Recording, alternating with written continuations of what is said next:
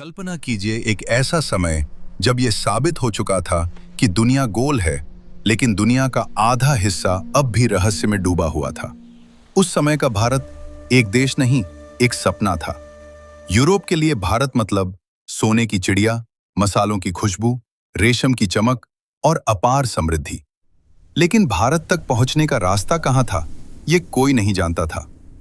नमस्कार दोस्तों, यह है आपकी स्टोरी ऑफ सीक्रेट्स। आज के वीडियो में हम भारत को गहराई से समझेंगे, उस भारत को जिसे दुनिया ने खोजा हुआ कहा, लेकिन सच ये है कि भारत कभी खोया ही नहीं था। 15वीं सदी का यूरोप अस्थिर था। जमीनी व्यापार मार्गों पर अरबों का नियंत्रण था।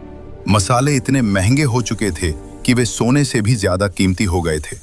हर राजा के मन में एक ही सवाल था, भारत तक पहुंचा कैसे जाए। इसी सपने ने एक आदमी को जन्म दिया। पुर्तगाल के एक छोटे से शहर में जन्मा वास्को द गामा। बचपन से ही समुद्र उससे बातें करता था।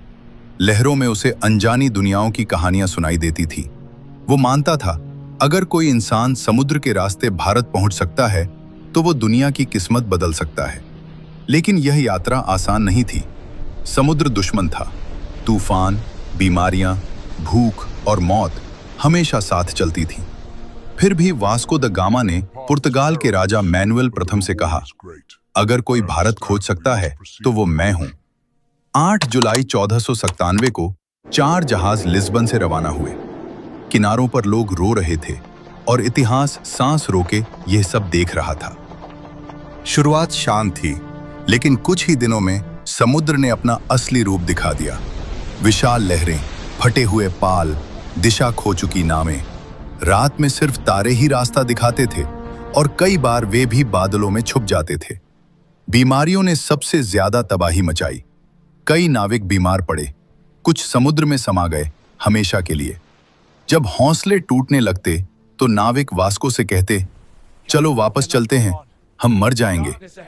लेकिन वास्को जवाब देता, समुद्र हमारी परीक्षा ले रहा है, हम भारत के करीब हैं। फिर आया सबसे खतरनाक मोड़, केप ऑफ गुड होप, जिसे नाविक केप ऑफ स्टॉर्म्स कहते थे। यहां सैकड़ों जहाज डूब चुके थे। लहरें पहाड़ों जितनी ऊंची थीं।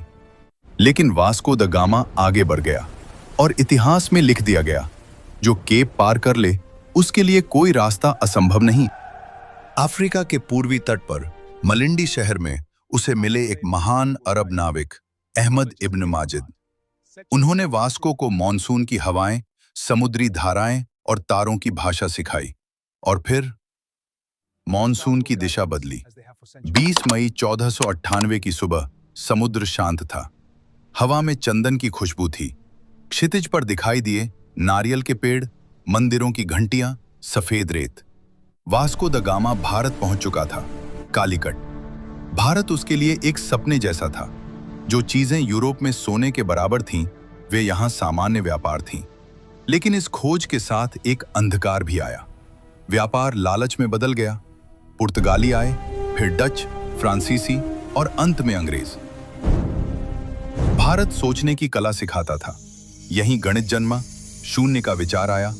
आयुर्वेद ने शरीर को समझाया और ध्यान ने मन को पहचाना।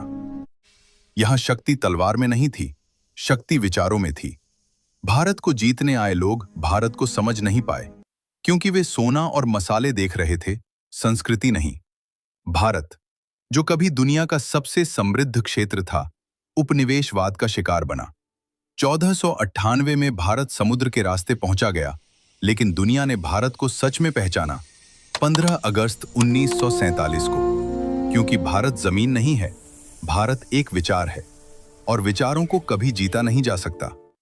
ऐसी ही रोचक और सच्ची कहानियों के लिए हमारे वीडियो देखते रहिए और कमेंट करके हमें पूरा सपोर्ट दीजिए।